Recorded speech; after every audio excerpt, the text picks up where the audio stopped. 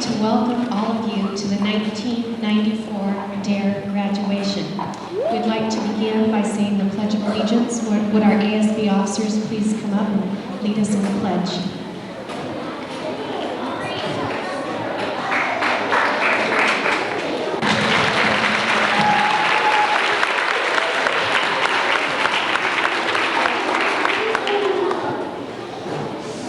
I'd like to welcome all the parents who have taken the time out of their schedule to come here and support their students and this D.A.R.E program. This is really a great program. This is the first year I've been involved in it, and it's really exciting to me because I also have a daughter that just graduated from the D.A.R.E program this year. I appreciate the patience of the teachers and the staff with putting up with my learning as we go along, because this is kind of trial by fire for me to get in here and try and be a teacher and do the best that I can. By way of introduction, I'd like to introduce a few people that are here to support this program today. Officer Valor, who's seated here, she's kind of my mentor. And somebody that I have a great respect for her teaching abilities, and she's really helped me a lot this year. I appreciate all that she does for the program, and all the heart and soul that she puts into it. Also visiting us, and we'll be hearing from later, is John Dunn from Highline Community College. We'll introduce him a little further later on. And Terry Ann Plant, who is Miss Washington.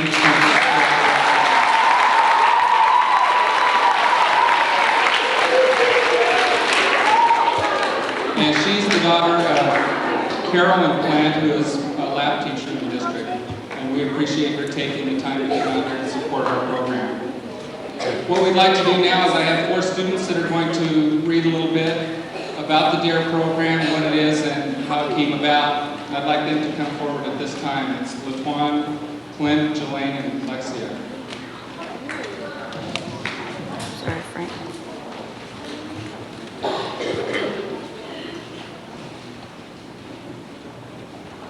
Project D.A.R.E was developed in 1983 by the Los Angeles Police Department and the Los Angeles County School District in an attempted to combat the growing problem of alcohol and other drug abuse by school-age children.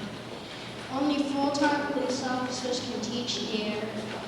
They have witnessed the suffering and destruction caused by alcohol and other drugs abuse. The police officer also serves as a role model for the students.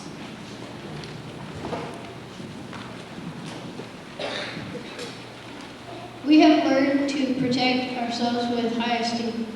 We know lots of healthy and positive ways to reduce stress and to have fun and excitement. We all want love, recognition, and to belong to something.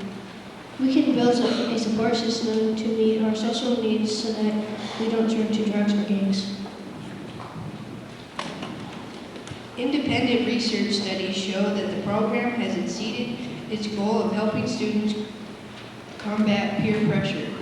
It has also contributed to improved study habits and grades, decreased vandalism and gang activity, and has generated greater respect for police officers. Funding for the D.A.R.E is provided by private and corporate donations. The schools are not charged for D.A.R.E programs, but the officers' salaries are public expense. Kentucky Fried Chicken and Security Pacific National Bank are national D.A.R.E sponsors, and we thank them for their investment in our youth and the future of our communities.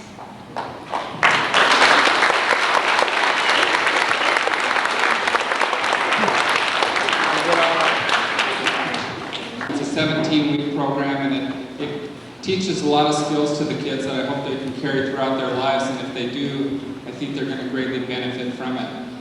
And I'd like to thank those students who have just introduced that program to us. Dr. Benedetti, did you have a message you would like to deliver at this time?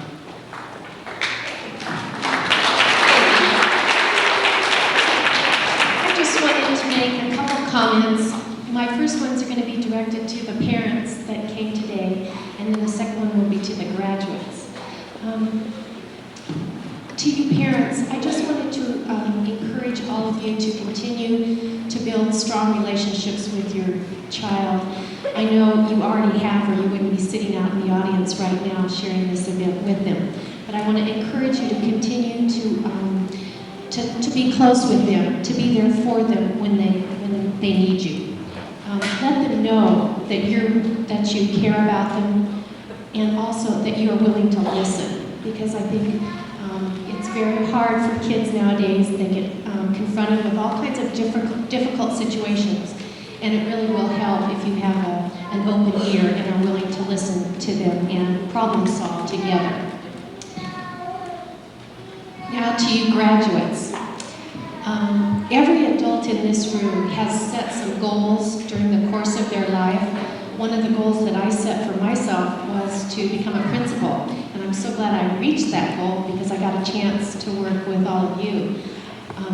Everyone has to make choices every day, and I think the choices that you're going to be making in the next few years are really critical choices, and it's very important that you make the right choices. When you leave high school, I want all of you to have a healthy and productive life. So you need to start setting some goals right now as you enter middle school and on to high school so that you will be prepared when you leave high school. I'd like to encourage you to use those refusal skills that you learned over the past 17 weeks. Use them in your life so that you can reach your goals. And I'd also like to ask you to support each other.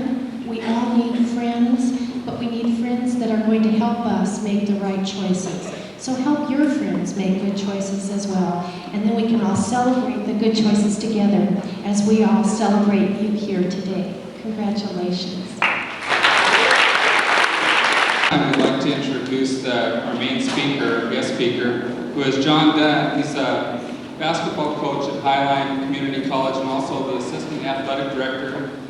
I understand they're having, so far this season, a 13-4 record, and they're one game out of first place, which is really commendable. I'd like to turn the time over to him, and he can introduce himself a little bit further. And thank you for the opportunity. I'm going to go ahead and speak to you without the mic. I think the reason they asked me to come today is because I have a lot in common with you guys. And you probably don't know what I have in common, but the first thing is, I was figuring out today, about 1969, there was a little guy who walked in this gym, played basketball in these hoops, walked through these halls, and that was me. I went to Bowlake in 1969. Okay, after that, I did what probably all of you will do. I went on to Chinook, and then on to Taif. After that, I got the chance to go to Highline College, where I decided at that point I wanted to be a coach. Through my travels at Highline College, I got the opportunity at that time, about 19, 20 years old, to coach in Chinook Junior High. It was junior high then, it was 8th, 7th, 8th, and 9th grade. Now it's middle school, it's 7th and 8th. And that's where I decided that that's really what I wanted to do. I wanted to be a coach. I went on to Washington State University in Pullman, where I got my undergraduate degree, and I still decided at that point that I wanted to be a coach. The reason I support is because at that point I decided that I was going to be a coach no matter what it took. I was going to do it, and I believed in myself that I could do it. So then I came back from my days at Washington State, and I tried to be a coach. I tried to find a job, and guess what? I couldn't find a job. I couldn't be a coach. But I didn't forget that dream. I didn't forget that dream about being a coach. Okay? So I kept plugging away. I think I worked 2 jobs at one time, just trying to make money, save money, never forgetting that that's what I wanted to do. One day I got a call. A friend of mine who I met at Washington State was now a coach at University of Nevada, Reno, which is not UNLV, but it's University of Nevada, Reno, which is in the same conference. And they said, "How would you like to become a coach?" And I said, "Boy, I would love to coach." But there was a catch. I had to work for free. 1 year for free. Thank God I'd save money, but I knew I wanted to be a coach. So I moved, I packed up all my things, always lived in Seattle, always lived in Washington, I went to Pullman, said, "I'm going to Nevada, I'm going to Reno, and I'm going to coach." And so I hung in there, and I coached the first year, and I coached the second year, and finally they said, "Well, you're doing a pretty good job, we'll give you a little money so you don't starve to death." I got to get paid a little bit, Worked another year, and now it was the 4th year, and I was just still hanging in there. And then I got a call from Highline College, and they told me that the job was open and would I be interested. And through my hard work, I ended up being the coach at Highline College. And though I'm not really young, I'm only 31, I think I'm pretty young at this time of my career to be the head coach at Highline College. And I'm proud of that. I like that, okay?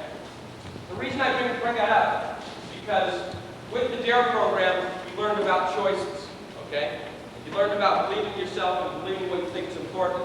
I wrote down 3 things that I'm sure you talked about during the D.A.R.E program that I wanted to touch on. First one was saying no. First one was saying no. It's probably the hardest 2 letters you have to use sometimes. Hardest 2 letters. And there's going to be outside influences always trying to bring you to do something maybe you don't want to do. Okay? And the point I want to make with no here is it's all right to say no. You know that it's not right. It's all right to say no. If I was to take each and every one of you in this room and give you a little quiz and say, do you think this is right? Let's say drugs. I'll bet you everyone would answer no. If I said, is alcohol right? You'd probably say no.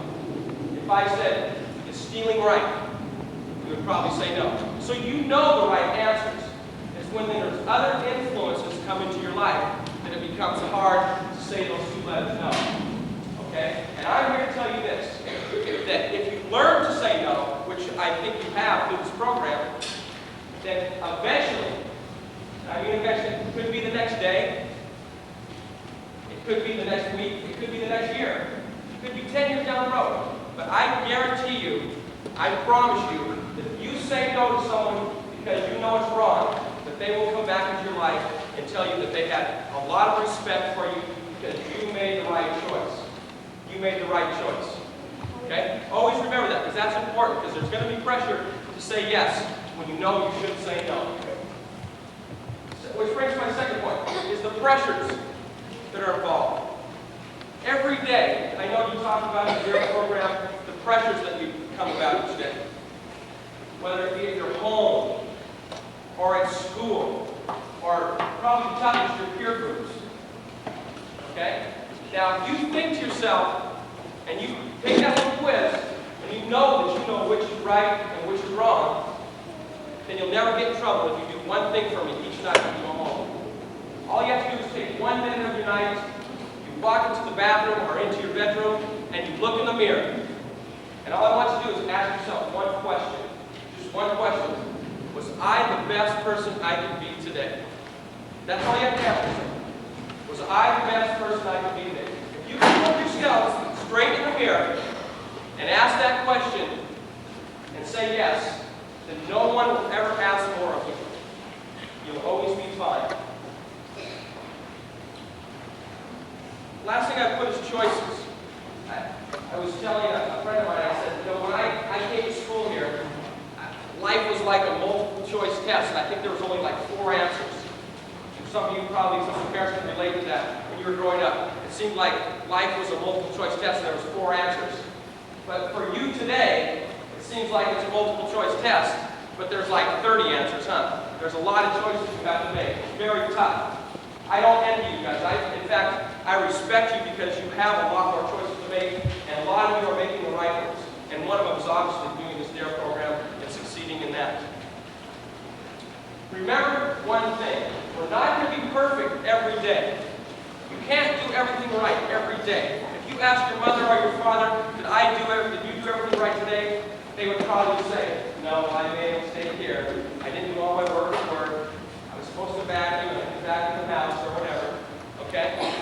But one thing you can always do is when you make those mistakes, when you accidentally do something you didn't mean to do, you remember that and you learn from that.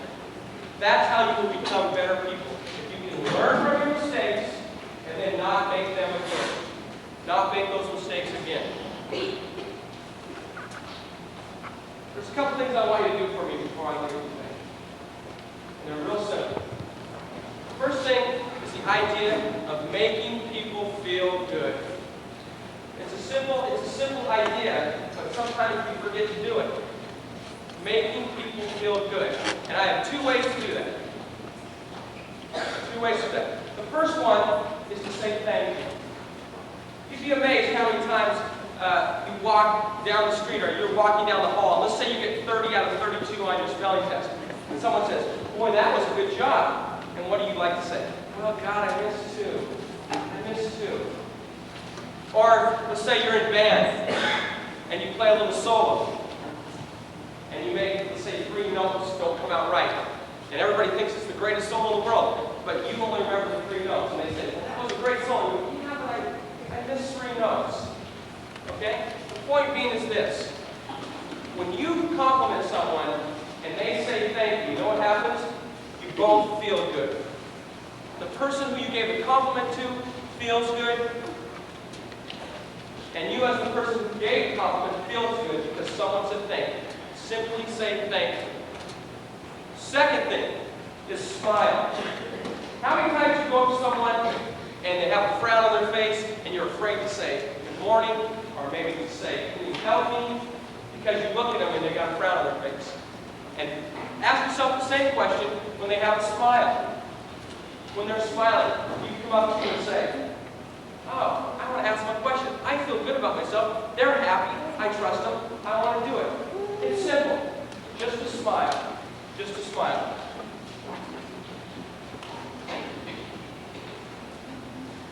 I coach basketball, and one of the things you have when you have a team is you have a lot of different people who try to come together or work together. We always talk about working together.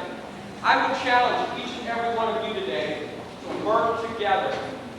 Work together. We're right now it's Black History Month, and obviously probably the most famous Black historian was Martin Luther King, and he said something that has always stayed with me. He said we might have all come on different ships, but we're all in the same boat now. And what that simply means is that we all come from different feelings, different ideas, different morals, different beliefs, and it's always going to be different. That's what's great about this country, because everybody's different, okay? But if we don't learn to deal with each other's differences and work together, we have a big problem. I'll give you one word for this. It's compromise. You have to be willing to meet in the middle. If you believe strongly in something, and someone else believes strongly in something, you have to come together and give a little of each other so that you can work together for a common goal. You must compromise, gang. That's very important. I'll leave you with this little thought. I want you to start today. Don't go through school for another month and say, God, I should have been nice to someone. I should have worked harder. I should have done this. Woulda, shoulda, and coulda are horrible words to say. I want you to challenge yourself to go help someone. You know, and I don't want you to just go help your friend, because that's too easy.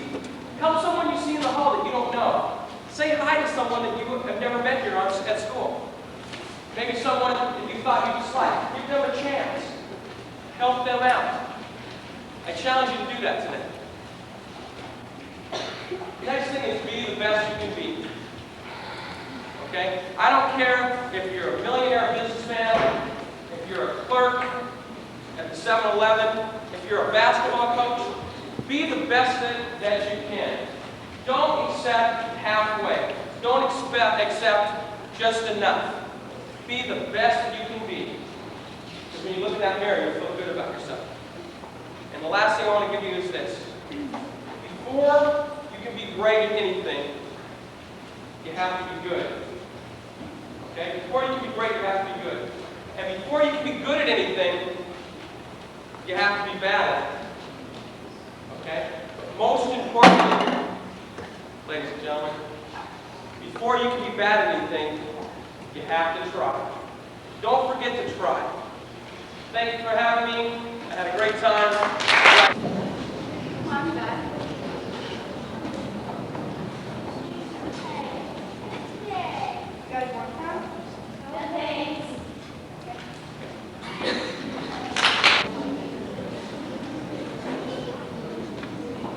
Hey guys, here's a nice little shot of the video. Come on, let's go.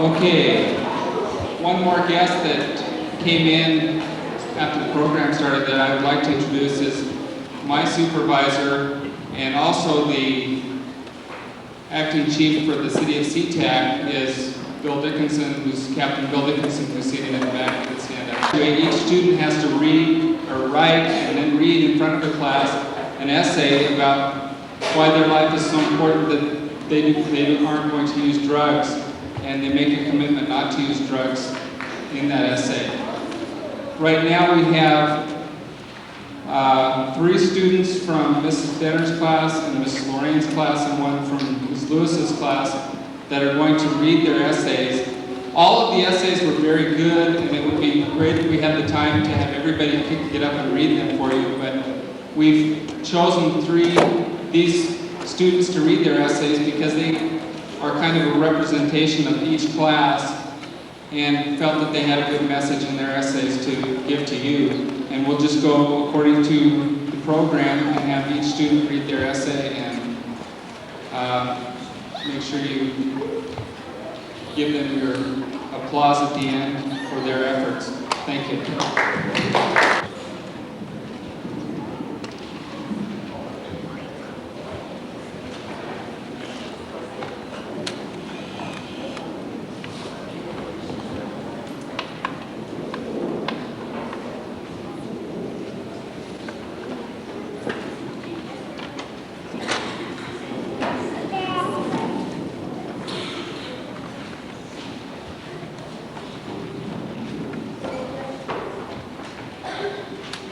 Hello, my name is Jacob Fisher. When I grow up, I would like to become a police officer like Officer Kinzer. I would like the idea of teaching many people and going to many schools to teach kids about the D.A.R.E program. Drugs can cause you to behave like a maniac and lose control of yourself. Your brain will feel dizzy, and you will have trouble seeing straight also. You can't walk well on drugs. If you take drugs at school, they will kick you out of school. If you work and take drugs, you will be fired by your boss. A lot of places have programs to help you keep off drugs, like the D.A.R.E program. It teaches you about drugs, to say no to smoking, alcohol, and other things. Also, it teaches about peer pressure and how to say no to drugs. I want to tell the whole school that I do not want any of you to use any kind of drugs. Keep yourself healthy and stay off drugs. They're bad for your body.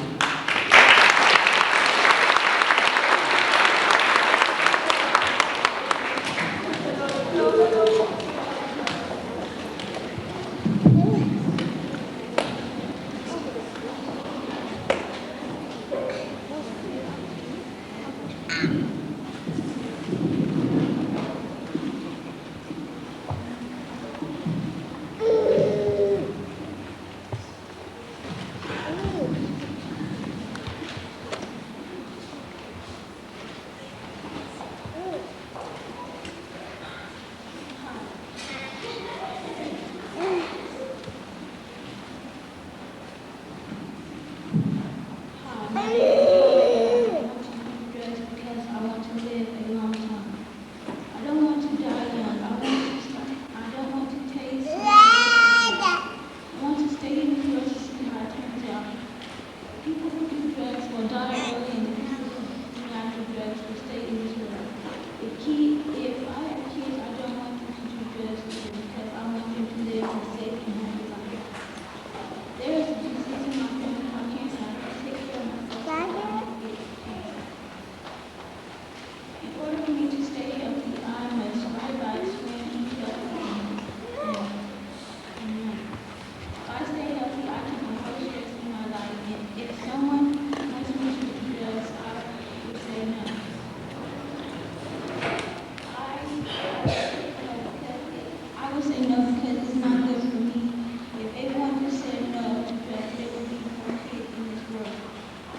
say no to all drugs and the bad things we do. I hope that people who know about doing drugs is also able to stop people from doing drugs and fighting and killing themselves. It would be nice to walk outside when I get hurt or killed. It would be sad to meet someone in your family who drugs or killing. Everyone who's talking about drugs and killing everyone get along. Teachers will be handing those out and introducing the students. We'd like our guests to feel free to come up and stand in line and shake hands with each of the students as they receive their certificate. If you'd like to come forward. Ms. Washington, Mr. Dunn, Officer Valor, and I'll turn the time over to right now to Mrs. Denner, who will introduce her class.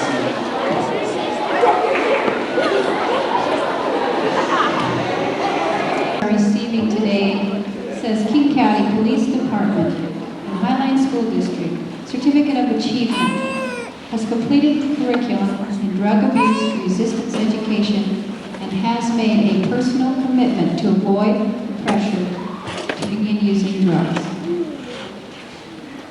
After I read the names of the students in my class, then you may give your applause.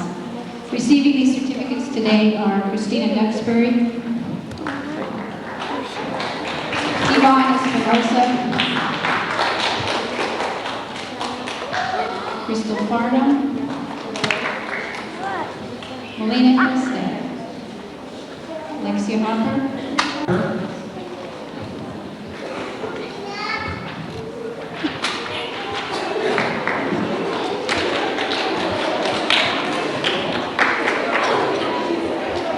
Stacia Lay,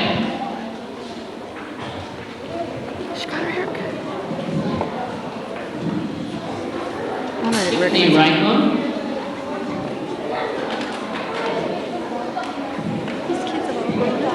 Yeah, got tall, haven't they? Monique Whitty, Tiffany's big, taller than I am.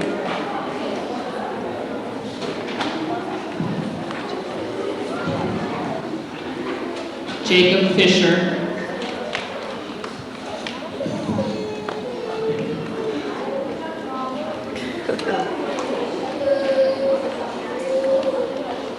and for his extra work in helping us set up some of our D.A.R.E work here, Brandon LaSalle.